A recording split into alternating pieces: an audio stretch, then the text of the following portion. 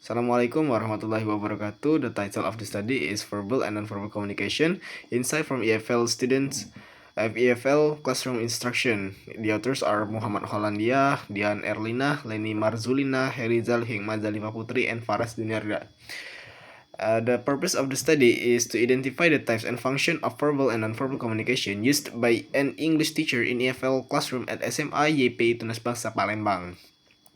The study aims to understand how this communication form supports students' language development during the teaching and learning process.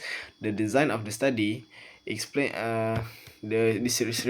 research employed a qualitative design using a case study approach. The design process included focusing on one English class at case being studied, observing the teacher's use of verbal and nonverbal communication in real classroom instruction, collecting in-depth data through classroom observation and semi-structured interviews, transcribing all communication and identifying patterns to determine types and function of communication. This design allowed the researchers to obtain detailed and contextualized data, the location and the participant of the study.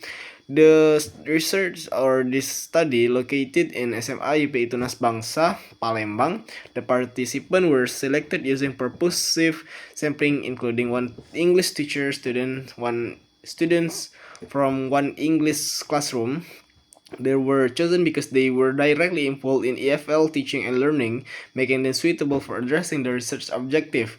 The data were collected through two main techniques: interview and classroom observation. The interview conducted using semi-structured open-ended questions, a total of 16 questions about the teacher's use of verbal and nonverbal communication. The interview was recorded using a smartphone voice recorder. The classroom observation, teaching and learning session were recorded using videos and photos. Notes were taken on teachers' verbal and nonverbal behaviors. All recording was transcribed for analysis.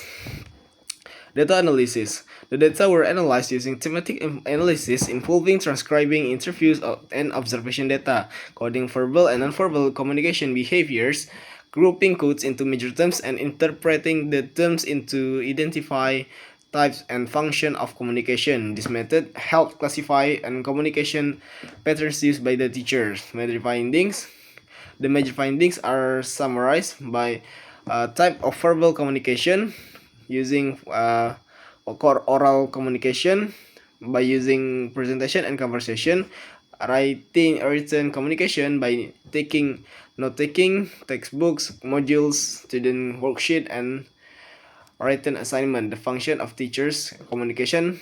First, verbal communication is to explain material clearly and written to help students understand and remember the content. The nonverbal communication using facial expressions, body language on posture, gestures, eye contact, appearance, touch, and personal space.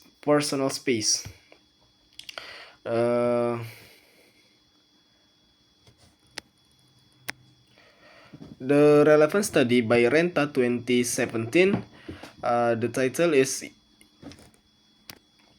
title is Analyzing Teachers' Instructional and Nonverbal Communication in EFL Classroom.